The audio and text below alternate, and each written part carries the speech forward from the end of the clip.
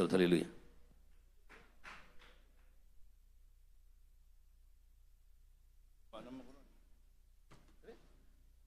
Lord, hallelujah. Everybody say, praise the Lord. Bayaw kamot, tayo po'y manalangin. Opo na kilang Diyos, Ama Banal, maraming salamat. Sa nagila mga taong lumos sa amin sa gabi itong kami sinamasama mo naman sa iyong bahay sambahan. Iproteksyonan mo kami, idala mo kami dumalwalhati to the first prayer and earned prayer, beloved parents in the Lord. Honorable Pastor, Venerable Son Pastor, my beloved children, Lord, anoint me, Lord. I can't do anything without you, my God. The word only my wisdom and understanding. Anoint me, deliver the love message with a breakthrough. By sit and cast out hindrances right now, my God, in Jesus' name. Amen. Praise the Lord. Hallelujah. Everybody say, praise the Lord. Praise the Lord. First of all, the highest praise, glory, honor, thanksgiving, and majesty, only to our loving God. There is no Savior, give double honor and respect to our dearly beloved parents in the Lord. And always remember and cheer us and appreciate the blessed preaching and teaching our beloved Honorable Pastor Wilson Almeida and beloved Stan Pastor Lina Comun Almeida. And the whole, greetings to the whole blessed Almeida family and blessed Almeida children, Lord. Sa aking mga kapwa manggagawa, kay corporate church, to workers, ang sa akong beloved nga pamilya, at sa lahat po ng mga mantabay, blessed ating mga beloved, mga webcast viewer, nanood sa buong daigdig sa gabi ito. Magandang araw, magandang gabi, magandang umaga kaninyo. Palakpakan po natin, Diyos, mami naman. Praise the Lord. Mahina man. Praise the Lord. Pag malakas ang praise the Lord natin, maghihinang ulan. Amen. Praise the Lord. Yan. Mami na mahal, makinig po tayo sa maiksing mensahe sa gabi ito, kay maiksi natin oras pag midweek service. But before that, mami na mahal, tayo pinagpala ng Diyos. Amen. To the first prayer, unearned prayer, beloved Noble Pastor, beloved Stan Pastor. Naging matagumpay ang ating mga anniversary crusade. Maraming galagang tumanggap sa Panginoon. Nagbabautismo at mayroong isang babae doon na baguhan, hindi siya makarinig. Tapos ng mass healing, in-interview natin, sabi niya, nakarinig na ako. Pero hindi pa nabautismohan po yon. Kaya pinagpala tayo ng ating mahal na Panginoon. Amen ba? Kaya hindi po manasayang ang inyong pagbibigay, ang inyong pagkakaisa, sa inyong mga binigay na mga pledges, mga tithes and offering. Hindi, huwag kayong magsawa. Kaya maabot natin to reach out people throughout Mindanao. Maminamahal, maabot natin, ma-revive ang kabatiran, mabisita natin, bagamat ang ating puhunan dito, katawan lang, pagod lang, pero hindi naman tayo pabayaan ng Diyos. Basta ang iniisip mong ginagawa mo para sa kanyang kaulatian, hindi ka pabayaan ng Panginoon. Palakasin ka ng Diyos, proteksyonan ka sa aming mga paglalakbay, napakalayong biyahe. Imagine, galing kami dito magtitin o'clock ng umaga. Nagkarating kami sa Tandag, mag-alas 10 din ng gabi. Almost 12 hours ang aming biyahe. Mga minamahal. Pero ang Diyos nag-ingat sa amin. May mga kunting diferensya masakyan, pero ang Diyos ay hindi nagpabaya. Kaya dahil ang ginagawa natin, hindi para sa ating sarili. Para sa kanyang gawain sa kanyang kalulatian. Palakpakan natin. Kaya tayo mga Kristiyano, tandaan po natin mga minamahal, since we meet the Lord and we accept Him as our Lord and Savior of our life. Tinanggap natin siya sa ating buhay, di nagpabautismo tayo sa tubig sa ngalan niya. Sabi, because the emphasizing significant ng bautismo is to buried. Linibing ka na sa tubig. Ang tati mong taong makasalan, your old man, ay linibing na sa tubig. Pagbangon mo, bago ka ng tao. Bago ka ng nilalang. Sabing, patay na yung ating lumang pagkatao. Our old man that full of sin was already died, buried, linibing na sa tubig. Kaya pagbangon natin, bagong tao na tayo. You are new creation. Binago na tayo, leading to a new desire, new motive, character sa ating buhay. Kaya binago na tayo. Binago na ba tayo? Binago na. No? Now, after the death of Jehovah came the Prince of... Ay, ano ba yan? Iba ng bersikulo mo. Binago na tayo ng ating mahal na Panginoon. Palapakan ng Diyos. That's why, ang ating bersikulo sa gabing ito, ang ating title po ay Crucified with Christ. Pinako na po tayo kasama ni Kristo. The book of Galatians chapter 2 verse 20, kindly pagbasa. Saan yung ating mga Bible reader dyan? Galatians 2:20.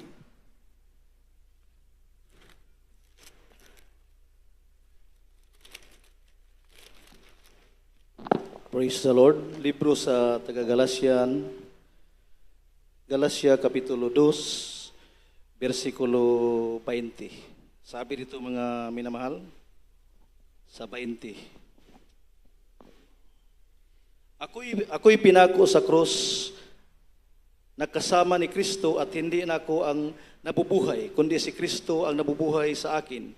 At ang buhay at ikabubuhay ko ngayon sa laman ay ikabubuhay ko sa pananampalataya at pananampalatayan na ito'y sa anak ng Diyos na sa akin ay umiibig at ibinigay ang kaniyang sarili dahil sa akin. Amen. Palakpakan ang butan Diyos.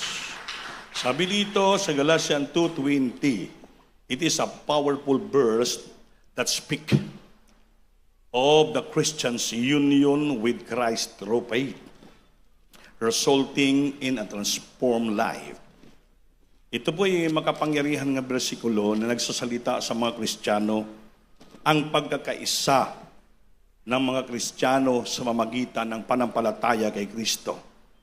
Na ito po'y magdadala sa atin ng itawag na transform life, pagbabago ng ating mga buhay. Amen? Amen?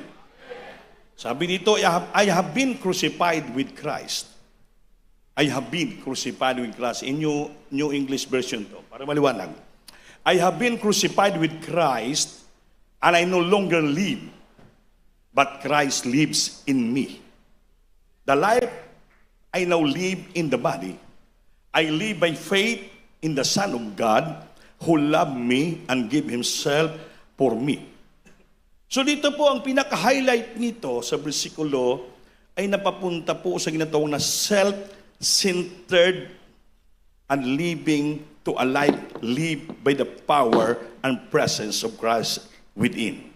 Ang ating sariling pagkatao, our self-centered, ang ating sentro ng pagkatao, nagpinamumuhay sa ating buhay, ito po'y nabuhay na sa mamagitan ng kapangyarihan at sa banal na Espiritu ni Kristo na nanahan sa puso natin. Palakpak. Pag sabi mong crucified, mga minamahal, crucified with Christ, napako na tayo kay Kristo. Yan ang tanong ko, kung natapako tayo sa krus kay Kristo, ang tanong ko, buhay pa ba tayo? Hindi mo kayo makasagot. Amen. Hindi amen. Buhay pa ba tayo sa ating sarili? Hindi amen ang sagot. Buhay pa ba tayo sa ating sarili? Buhay? Mali yung sagot mo, sister. Pakinggan mo nga. Napako ako kay Kristo. So kung napako na kita, nalansang na kita kay Kristo, si Kristo ang Panginoon ng nilansang na matay. Paano ka nabuhay? Nako. Amen. Nilansang kita. Sabi dito, I have been crucified with Christ and no longer live. Ako'y napako na kay Kristo, hindi na ako ang nabuhay. Hindi na kitang nabuhay sa ating sarili. Amen. And I no longer live. Patay na. Longer live. But Christ lives in me. Si Kristo na ang nagbubuhay sa atin. At the life that I now live in the body, ang aking buhay ngayon, na binabubuhay ko sa aking katawan, ay nabubuhay ito sa aking pagtuo, sa aking pagsalig, panampalataya sa anak ng Diyos. Kaya siyang nagmahal sa akin at nagbigay ng kanyang sarili para sa akin. Ibig sabihin, yung buhay nating pagkatao, kung sabi sa tawhanod, yung ating pagka-self-centered, buhay sa ating buhay, self-centered living to a life, live by the power and the presence of Christ within. Hindi na. Yung ating pagkatao ngayon, na pinamumuhay, hindi na po tayong nabubuhay nito. Kumbaga, hindi ka na si Juan. Anong tawag sa iyo? Patay na si Juan. Eh kung ikaw pa rin nabuhay sa sarili mo, nga pagkatao, wala pa si Kristo nagbuhay sa sarili mo, you are self-centered Christian. Ano, alam yung self-centered? Gusto mo palagi kang pansinin. Gusto mo palagi ka bigyan ng pansin. Palagi ka na ng alalayan. Palagi ka lang amu-amuhin. Kaya baka masaktan ka, baka magtampo ka, baka maghiubos ka, baka magmahay ka, baka matisod ka. Yun ang taong self-centered. Nagbabigay ng halaga para nagpa-espesyal palagi ng sarili niya sa ibang tao. Kung iniisip mo na matay ka na kay Kristo, napako ka na, patay ka na, may patay bang nakaramdam ng tampo, mahay? May patay ba nakaramdam ng sakit? May patay ba nakaramdam na pahiya ako? Sagot. Kung patay ka na, kahit sipain ka, burahin ka, sigawan ka, wala kang naramdamang hiya at sakit sa puso.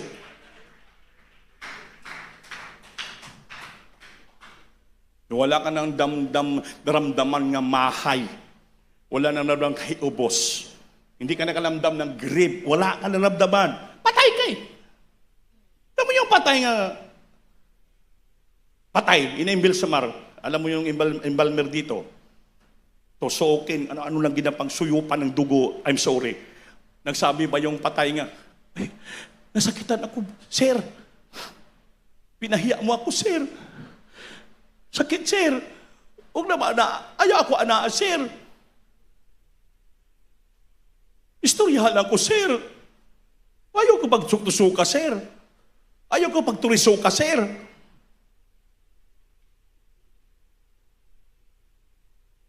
Patay na yan. Anong gawin mo sa patay? Niyan ang ginatawag na gin-emphasizing dito. Ngang tao na pako na kay Kristo. You are not of your own. You are not of your own. I have been crucified with Christ, and no longer I live. Hindi ka nang nabubuhay.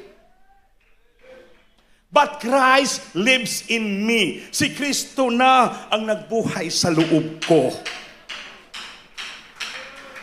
The life I now live, ang buhay ko na pinamuhay ngayon, in the body, I live by faith in the Son of God who loves me and give Himself for me.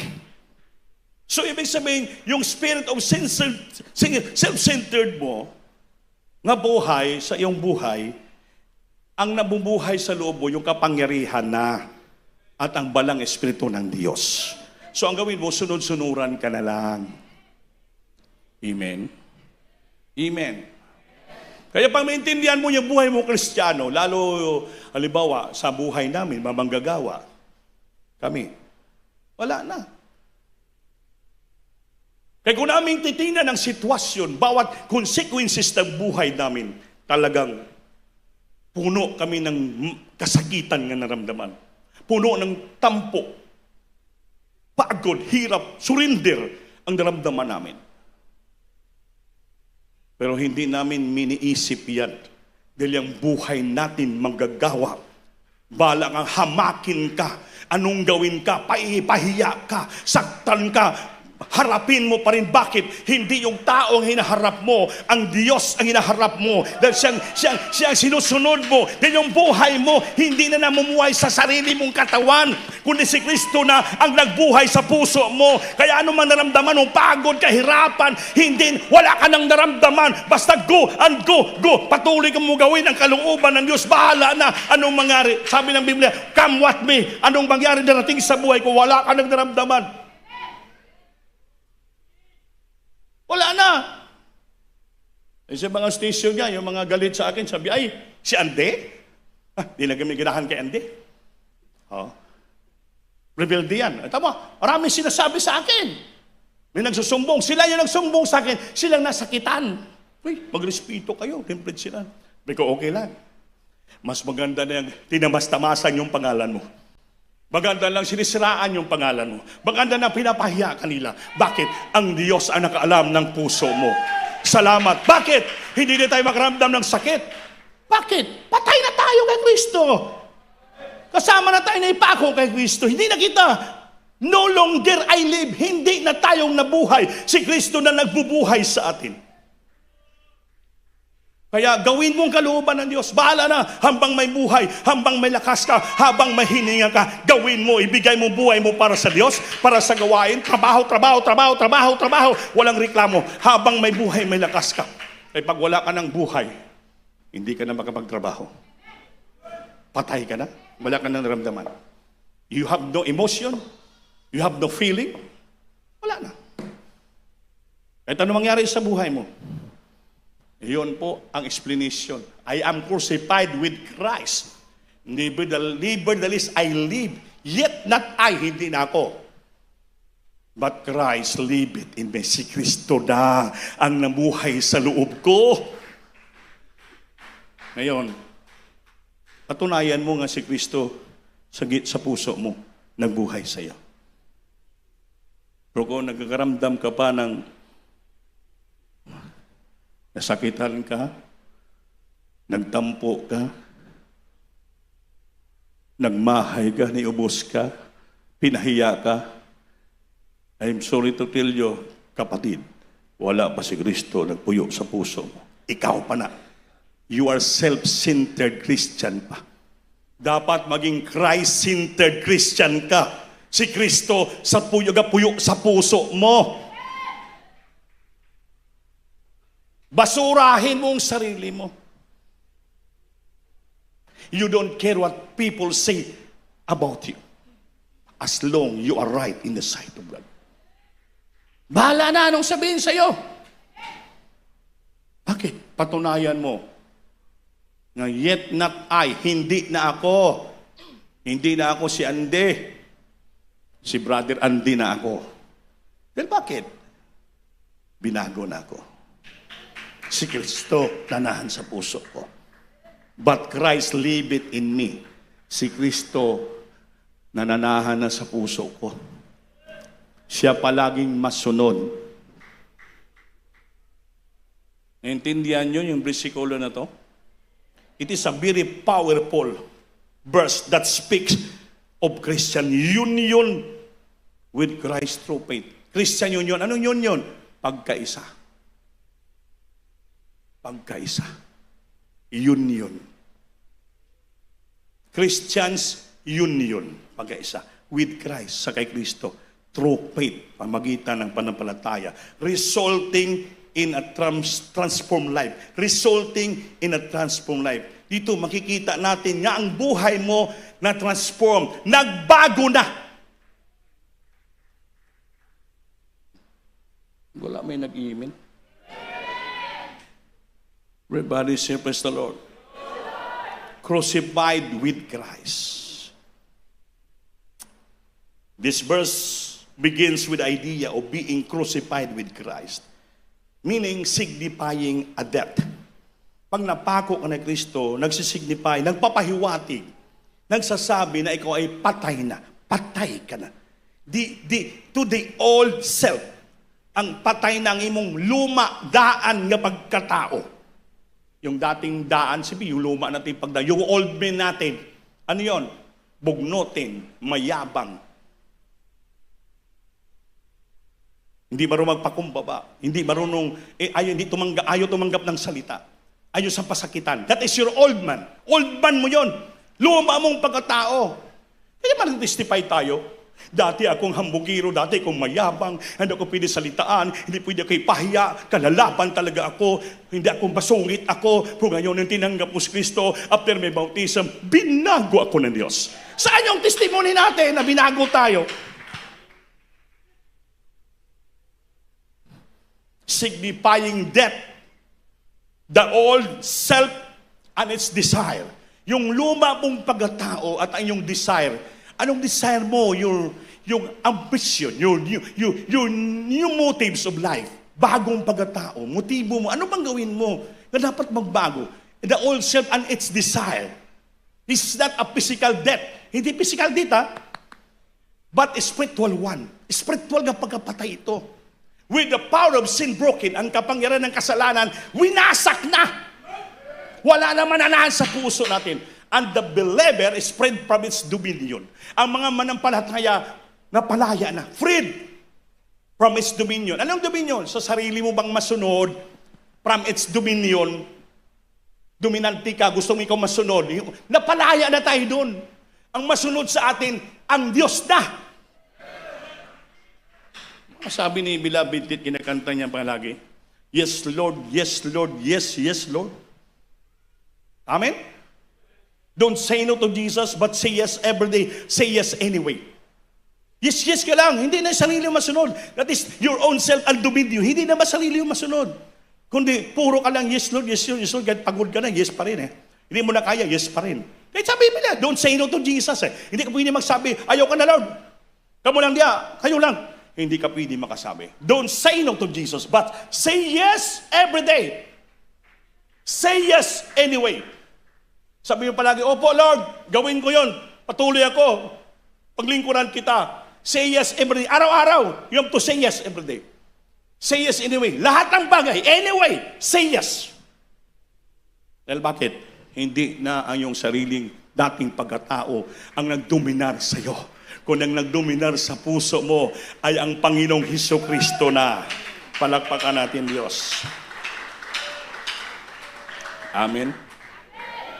This is not a physical death, but a spiritual one, where the power of sin is broken na. And the believer is freed from its dominion. Yan ang ibig sabihin ng crucified with Christ. Ano ibig sabihin ng Christ lives in me? Si Kristo ay nabuhay na sa aking sarili. The focus sweep from the self to Christ. Ibig sabihin, anong ibig sabihin, the focus sweep, nag-sweep ka from self, galing sa sarili mong laman, papunta kay Kristo. It is a declaration that Christ now dwells within the believer. Declaration na si Kristo ay nananahan na sa puso ng mga manampalataya. Actively, buhay, actively living through them. Si Kristo, active na nabubuhay sa buhay nila. This emphasizes the indwelling presence of the Holy Spirit and the transformative power of Christ. Ang ibig sabihin, nag-emphasize, pinagdiinan nga ang iyang presensya dito sa loob natin. The indwelling presence of the Holy Spirit and the transformative power of Christ. Anong transformative? Yung pagbabago ng ating buhay sa magitan ng kapangyarihan ni Kristo. Indwelling presence of the Holy Spirit and the transformative power of Christ. Ang kapangyarihan ng Diyos ang dandahan, nagtatransform, nagbabago sa buhay natin na maroon tayong magpakumbaba, sumunod, magpasakop, sa lahat-lahat gawin. Wala tayong reklamo, Panginoon. Bakit? Patunayan natin, hallelujah, na hindi na tayo nabubuhay. Active si Kristo sa puso natin. Masakitan man ka, pero madali ka makaunawa, madali ka mapagpatawad, madali kang istoryahon nga ta. Hindi ka magtanim ng galit sa puso. Wala ka nang dapat ikatwiran. Basta si Kristo nanahan sa puso mo, patay ka na sa dati mong pagkatao. Wala na damat. No matter, wala ka na i-reason out. Wala na. You can reason yourself. Dahil si Kristo nananahan sa puso mo. The power of the Spirit transform your life, your heart. Wala na. Lahat. Maunawaan mo. Living by faith. Ano yun? Namumuhay ka na sa panampalataya. While Christ lives in the believer, si Kristo nanahan na sa mga manampalataya. So, the verse also highlights the importance of living by faith. Importante, mamuhay kita na may panampalataya sa anak ng Diyos. Ito po'y tawag, it's a call to trust in Christ daily. Tawag na tayo mananiniwala kay Kristo araw-araw na ating gina-recognize, hinaunawa natin, tinatanggap natin na siya po ay ang source of wisdom. Si Kristo ang nagbigay ng karunungan sa atin. Kahit lang bagay, maunawaan mo. Strength, kalakasan. Siya nabigay kalakasan sa atin. Eh, pagod ka na, malakas ka pa rin. Eh, bakit? He is the source of wisdom, strength, and all that is needed to live a godly life. Lahat na pangailangan natin upang mabuhay tayo sa maka-Diyos na buhay ito. To live a godly life. Amen? To live a godly life. And all that is needed to live. Talaga lahat kailangan na mamuhay na maka-Diyos na buhay. Hindi makalaman na buhay. Amen? Kasi kung makalaman ka pa, hindi ka mapagbigyan, magalit ka kagad. Lalo sa paalalahanan ko lang, kayo mga mabigay ng patutuo rito, pag tumatayo ka mo sa pulpito, banal na ba ng pulpito na tinatayuan nyo, huwag ka mag-create ng galit yan sa pulpito. Magsalita ka hindi maganda yan sa pulpito. Na hindi mapagbigyan yung maganda yung patutuo mo. Huwag kang magsalita dyan. Ano, bababa na ako? Pangit yan. Banal yan. Banal ang pulpito. Hindi ka pwede magsalita dyan na parang napakita ka ng kayabangan mo, pride mo. Baka maya, hindi ka makababa sa hagdanan, matumba ka. Because God is a consuming fire. Diyos ay consuming fire. Lumalamon siyang apoy. Huwag. Please. Banal yan. Maraming nanonood. Paano sila mabless sa iyong testimony kung nagsalita ka hindi maganda? Ano ba yan? Sinabi. Bakit ganun? Oh. That is pride. That is pride. Ang Kristiyanong nanahan si Kristo sa puso, wala nang pride. He's so humble. Humble siya. Malumo siya. Marunong siya magpasinsya. Marunong siya magtiis. Marunong siya maghintay. Lahat. Pinapasa Diyos na. Lord, salamat. Kaya hindi tayo dito nagpasikat. Hindi tayo nagpapakita ng abilidad dito. Dito ay dagan sa lumba, paubos. Takbo sa takbuhin, pakpakumbaba. Amen. Tandaan niyo po ito, mami na mahal. Hindi mo basta-basta ito. Patunayan mo sa sarili mo na si Kristo nang nanahan sa puso mo. Hindi ka na. You are no longer. Hindi ka nang nabubuhay sa sarili mo. Si Kristo na. Ano ba si Kristo? Aristokrato? Hambugiro? Mainit ang ulo? Mayabang ba si Kristo? Madali mamurido, madali mainis? Hindi marunong pasensya? Kung si Kristo nanahan sa puso mo, dapat maging katulad ka ni Kristo. You shall be like Him, like our dear Jesus. Maging katulad ka ng Panginoon.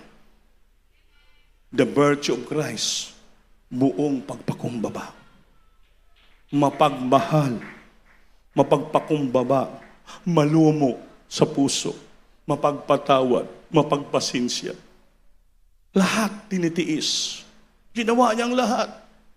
Nakita mo yung the passion of Christ? Sinipa na siya, linatigo na siya. Anong ginawa sa kanya? Pero tiniis siyang bumangon, alsaw ng cross. Walang lumabas sa bibiyang masama na nagbalo sa mga tao, nagparusa siya, wala. Wala. Tayo siya. alsa ang krus. Grabe ng naramdaman niya. Naliligo na siya ng dugo. Sa Biblia, there's no guilt proceed from his mouth. Walang masamang salita lumabas sa bibig niya. Hanggang nakaabot siya sa Golgota, sa Kalbaryo. Pinako na siya. Anong una niyang sinabi? His first word? In his similest word? Anong sinabi niya? Ama, patawarin mo sila. Di na alam ang ilang ginagawa. We should be like our Jesus. With all humility, with all humbleness. Wala kang kinakalaban na tao. Wala kang kinakainisan ng tao. You are ready to humble yourself. To ask forgiveness. Wala. Ganun ang Kristiyano. Binago ka na. Nalansa ka na kay Kristo, napako ka na. Hindi ka na nabuhay sa sarili mo. Si Kristo na nabuhay sa ating sarili. Dapat mamuhay tayo katulad ng ating mahal na Panginoon. Love and sacrifice. Love and sacrifice. The praise who loves me and give himself for me. Nagre-remind sa mga believers of the immense love. Mga minamahal, para malaman po natin. Everybody say, praise the Lord. Praise the Lord. Anong ibig sabihin na immense? Napakalawak, napakalapad na pag-ibig. Reminds that believer of the immense love. Immense meaning napakalawak, napakalapad, napakalalong na pag-ibig. And sacrifice of Christ on the cross. This love should be the motivation for a living a life surrendered to Him. Alam mo, ang itong pag-ibig niya na malalim para sa atin, it should to be motivation. Anong motivation? Kikilos sa buhay natin, ng ating buhay, palagi natin sinusurrender sa harapan ng ating mahal na Panginoon. That is the love and sacrifice. Kaya mga minamahal, mag-ingat tayo. Minsan di natin alam ang ginagawa natin. Akala natin makapalugod sa Diyos. Hindi natin nakapasakit sa Panginoon. Pag masakitan ba ang Panginoon, tandaan mo, may darating na mga problema sa buhay natin. May darating na paalaala. Mga paalaala. Kaya be careful. Be careful. Kaya tandaan nyo itong versikulo, mga kapatiran. Galatians 2:22. Please, write it in the table of your heart. Isulat nyo sa tapan yung puso. Review this in your home.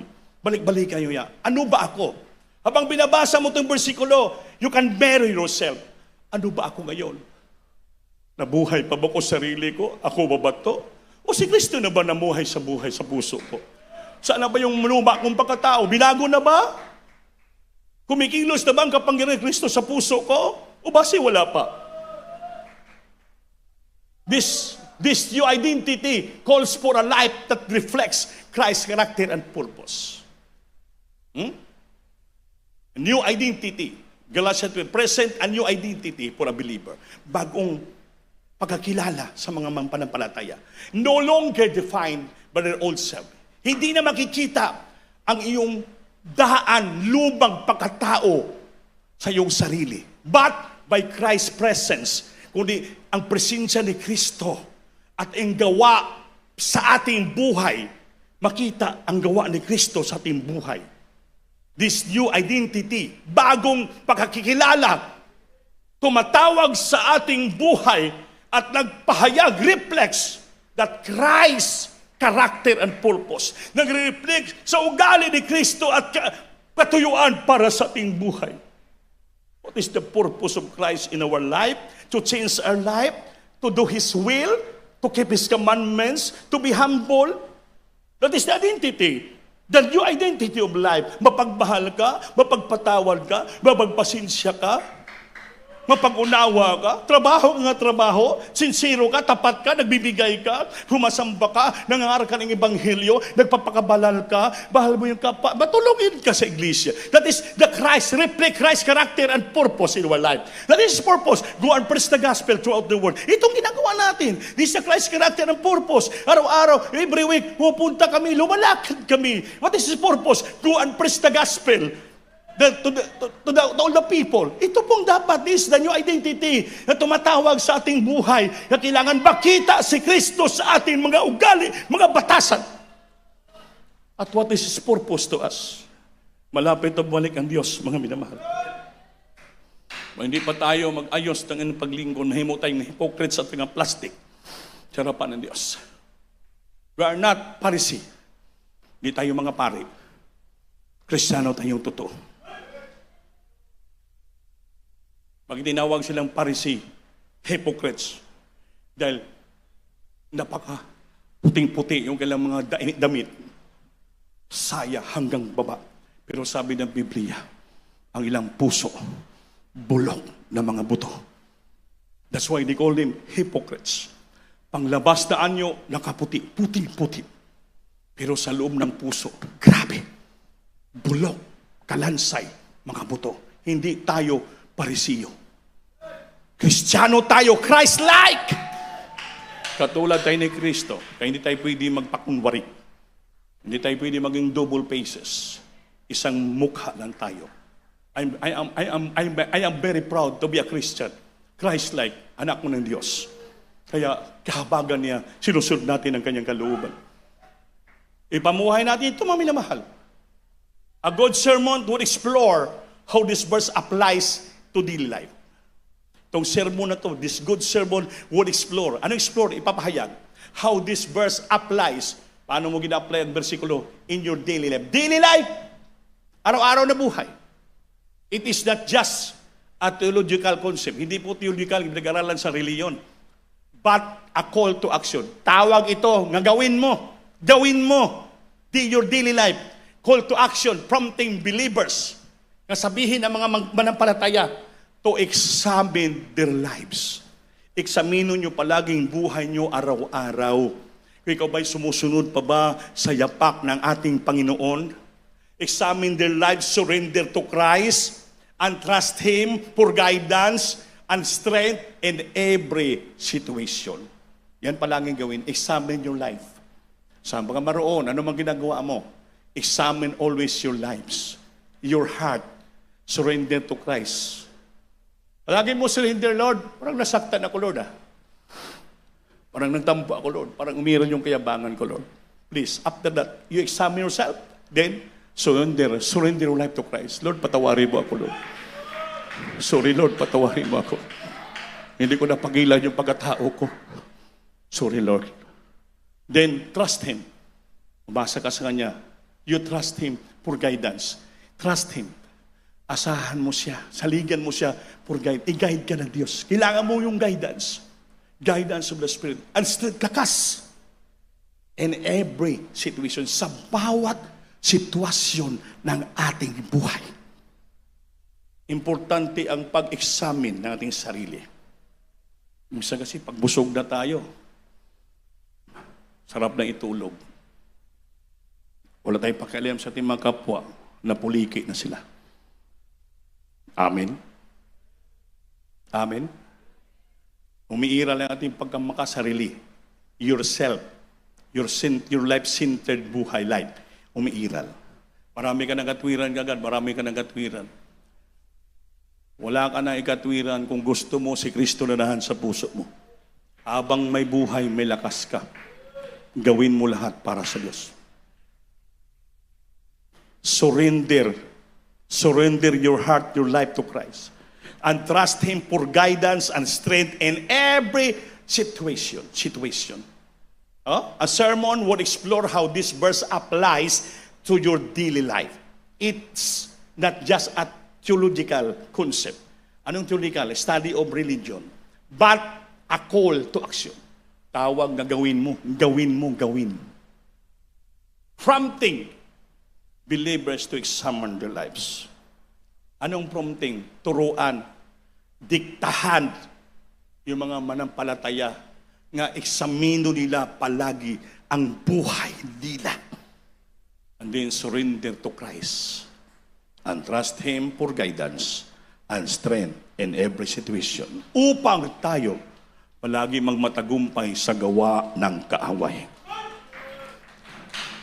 Walang lugar ang kaaway sa puso natin. Neither give place to a devil upon your wrath. Neither give place to a devil. Huwag mo bigyan ng lugar ang demonyo sa buhay mo.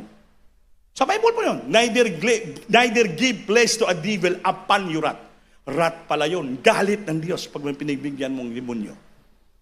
Kaya mga minamahal, palagi natin binibigyan ng lugar ang Diyos sa puso natin. Ulitin ko, mga minamahal. Galatians 2:10, I have been crucified with Christ. And I no longer live, hindi na ako, but Christ lives in me. The life I now live in the body, I live by faith in the Son of God who loves me and give Himself for me. Palakpakan po natin ang Diyos. Everybody say, praise the Lord. Awitan natin Diyos, mga minamahal. Sing it, hallelujah. Sa gabing ito, kailangan buksan mo yung puso mo. Papasukin mo ang Panginoon. Papasukin mo ang Diyos sa puso mo.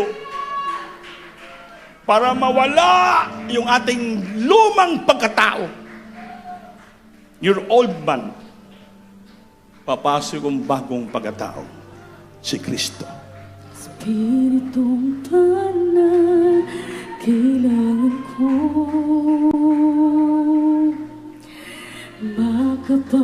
makapangyarihan pagsama mo.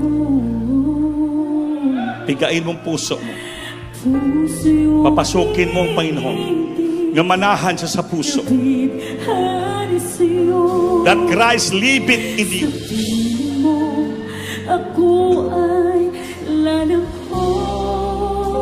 The old man will be swept away. Espiritong Banal, That Christ liveth in you. Si Kristo mananahan sa puso. makapangyarihan pagsama mo. Puso yung bibig, Sing it. nabibighani sa'yo.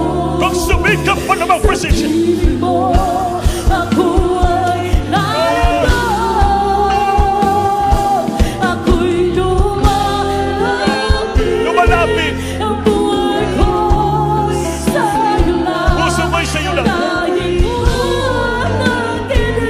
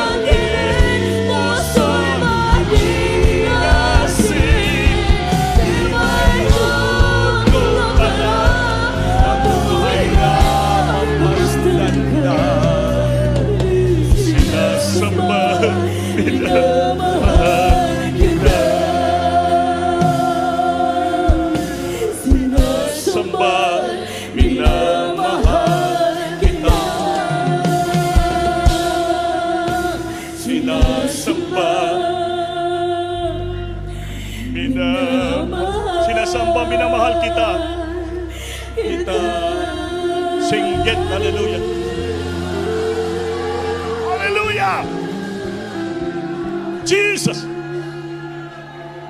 Revive the Holy Spirit, Lord. Touch every heart. Revive the children. Dwell in their heart, Lord. Dwell in their heart. Your indweller's presence, Lord, will touch their heart tonight. Just to be revived. You are no longer with us, but you are the one live in our heart, Lord. I have been crucified with you, Lord, and I no longer live with me, but you're the one who lives in me, Lord. The life that I live in my body, I live by faith in you, Lord, who loves me. And you give yourself for me, Lord. Thank you so much, Lord.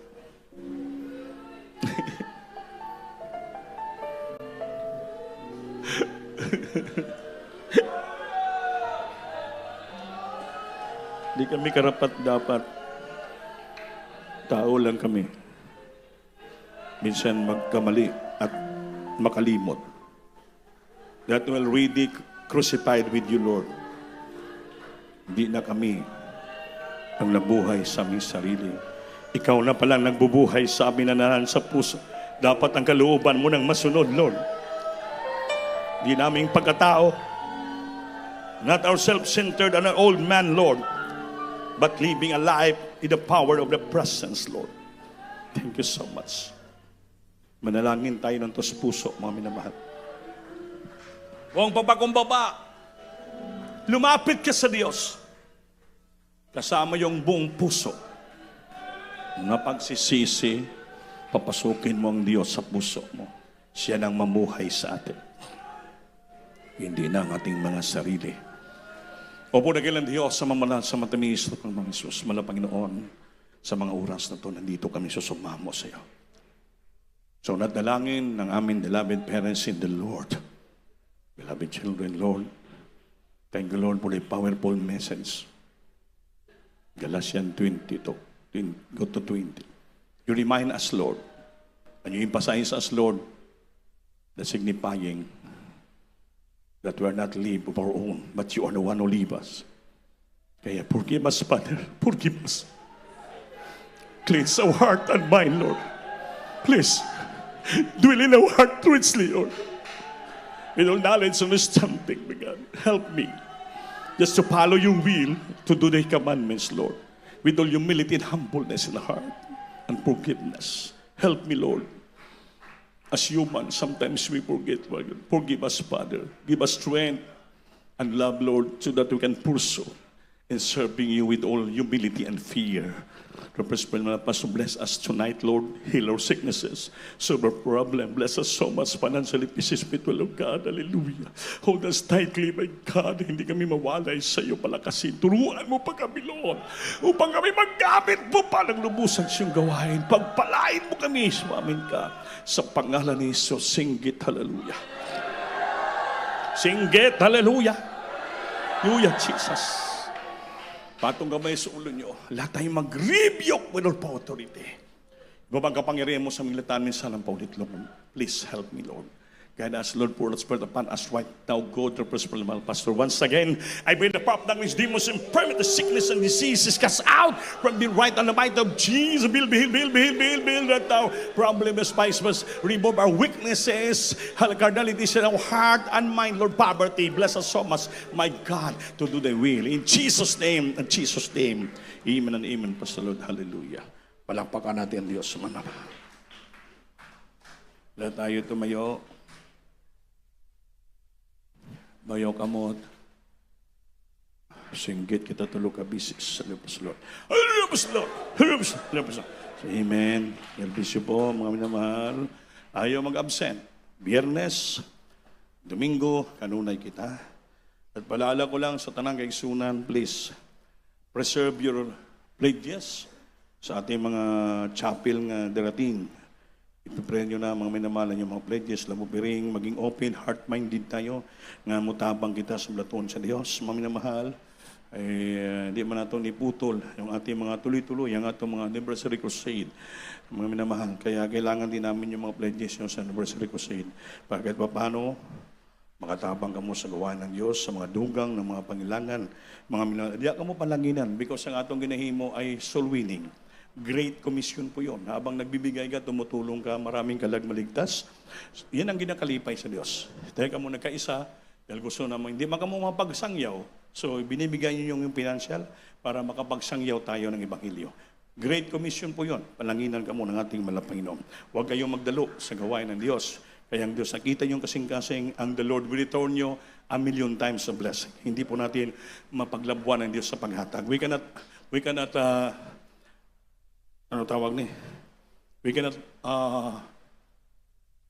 outgive God. Hindi natin malabuan ang Diyos kung magbigay.